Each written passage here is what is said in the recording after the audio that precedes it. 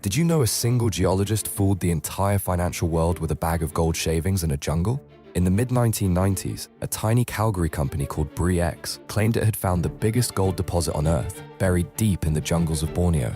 The stock went from pennies to $280 a share. The market valued the company at $6 billion. Pension funds poured in. Governments competed for a cut.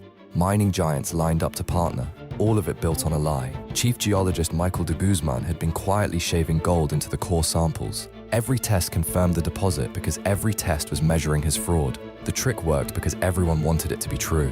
That desire shut down the skepticism of some of the smartest people in the industry. Then an independent team arrived to run their own assay. Days before their results dropped, de Guzman fell from a helicopter over the jungle. The body recovered was barely recognizable. Some investigators never fully closed the case. The gold was never there, but the question of whether he survived still is.